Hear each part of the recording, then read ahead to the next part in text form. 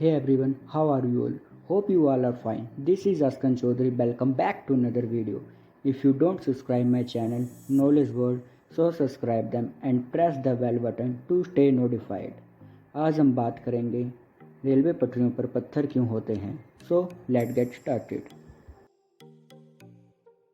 हर बार जब आप सफ़र करते हो तो आप यह पत्थरों को देखते हो जिसे गिट्टी भी कहते हैं, पर यह आखिर ट्रैक पे आसपास क्यों बिछी होती है. सबसे पहली बात जो आपको जाननी चाहिए वो ये है कि ये वो है रेल की पटरी. जो पटरी आप देखते हो इतनी सिंपल नहीं होती है. उस पटरी के नीचे ये कंक्रीट होता है. यह लंबे लंबे कंक्रीट के प्लेट्स होते हैं जो आप पटरी पर देखते हैं. इन्हें स्लीपर्स कहते हैं. स्लीपर के नीचे ये ग्रे पार्ट यह पत्थर है जो कि बिछे होते हैं और इन सारे पत्थरों को बैलेंस कहते हैं. इस पत्थर के नीचे दो और लेयर होती हैं, ये पीली और ये ब्राउन वाली. उसके बाद ये नेचुरल ज़मीन होती है जो ये ग्रीन कलर की है. हम में से ज़्यादा लोगों को यही लगता है कि सिंपल ज़मीन के ऊपर पटड़ी बिछी होती है, पर यह सच नहीं है. अगर ट्रैक को आप गौर से देखोगे तो आपको यह पता चलेगा यह थोड़ी ऊंचाई पर बनी होती है. इसके नीचे बहुत सारी सेटिंग्स होती है. यह जो स्लीपर्स होती हैं जिसके ऊपर यह पटड़ी बिछी होती है यह बहुत ज़रूरी होती है.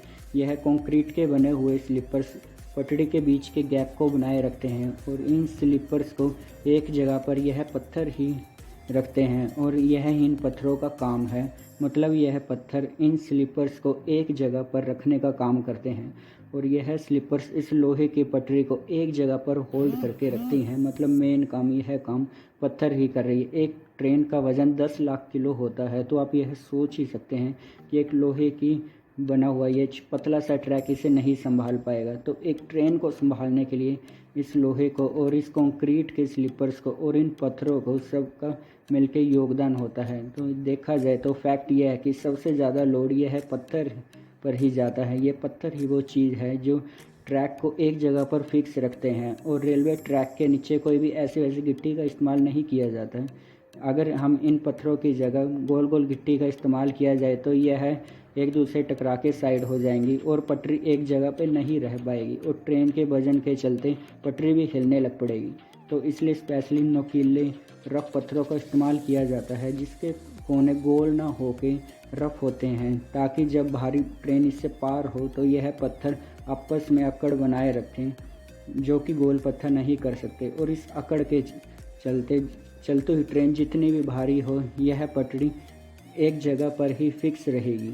इस पत्थर का और एक काम है, जैसे कि आप जानते होंगे, अगर गिट्टी नहीं दी जाए तो ट्रैक ऐसा हो जाएगा जिसमें घास और पेड़ पौधे उग जाएंगे और इन पत्थर इन घास पौधों को उगने से रोकते हैं और साथ में इस ट्रैक के आसपास पानी के जमाव को भी रोकते हैं.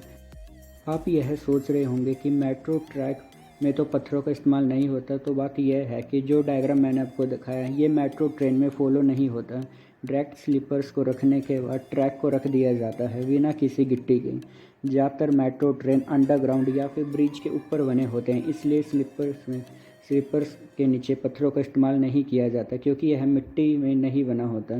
इसलिए यहाँ ना पेड़ जमने का प्रॉब्लम होगा ना ही पानी जमने का. और जनरली यह मेट्रो ट्रैक बिल्कुल हल्के होते हैं, तो इसलिए मेट्रो ट्रेन की पटड़ी पर इन पत्थरों की ज़रूरत नहीं पड़ती.